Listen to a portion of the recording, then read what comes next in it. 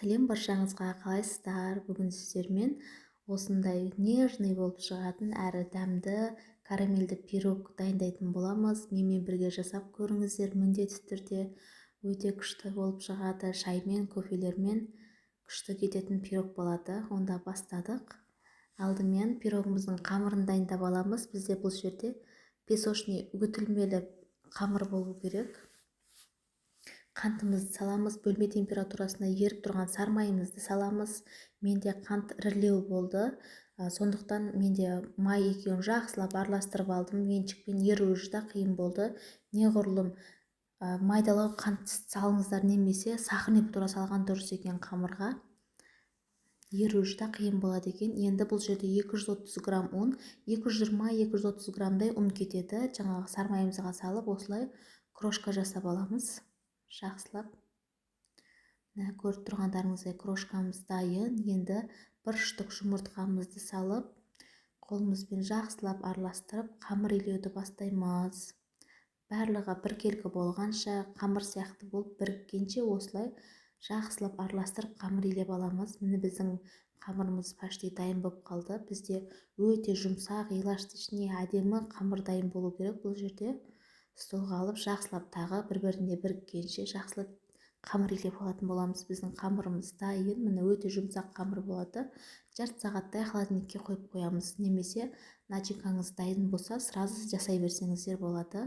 Енді начинкасын дайындаймыз. Менде воронез сгущенка, бұл жерде майлылығы 12% болып тұр. Негізінде ең жақсы құрам сапалысын істеткен дұрыс. 8,5% рогачев немесе Три желанияның воронез сгущенкаларын салсаңыздар болады. 2 штук жұмыртқа саламыз, сливки саламыз. Сливки міндетті түрде салқын болу керек. И одан кейін барып бір ас қасық кукурузный крахмал салып жіберіп, барлығыны біркелкі болғанша блендермен осылай шығарып алатын боламыз. Міне біздің массамыз дайын. Енді пирогтың қалпını көрсетіп өтейін сіздерге. Бұл жерде 26 диаметрлік форма, бойы 2,5 см. Жаңағы қамырымызды холодильниктен шығарып, қолымызбен әдемілеп жақсылап жайып аламыз. Немесе столға кішкене ұн сеуіп жіберіп, оқтаумен жайсаңыздар да болады. Шеттеріне, барлық жеріне бірдей етіп жайып шығамыз. Міне шеттерінің бортиктеріне дейін жақсылап дегізіп жайып шықсаңыздар, сонда піскен кезде шеттері, сызықтары әдемі болып шығады. Міне жайып алдық. Енді жаңағы дайындап алған начинкамызды құйып аламыз барлығыны.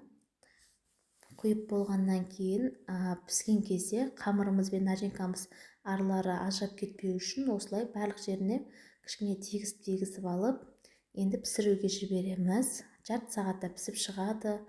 Қарап тұрыңыздар, 25-30 минутта пісіп қалады, тағы бет күйіп кетпесін. Міне біздің пирогымыз пісіп шықты. Әлі беттері онша қатпаған. Қазір жарты сағаттай бөлме температурасында суытып алып, содан кейін барып холодильникке қоямыз. Міне біздің пирогымызды 2 сағаттай холодильникке қойып шығардым. Жаңа беті ісіп тұр еді ғой, қаттылау. Қазір енді бұл жерде уже беті іскенде сәл төменге түсіп, пирогтың қамырымен бірдей осындай әдем болып шығады. Өздеріңіз қалағандай әсемдесеңіздер болады. Мен осылай сахарный пудра сеудім.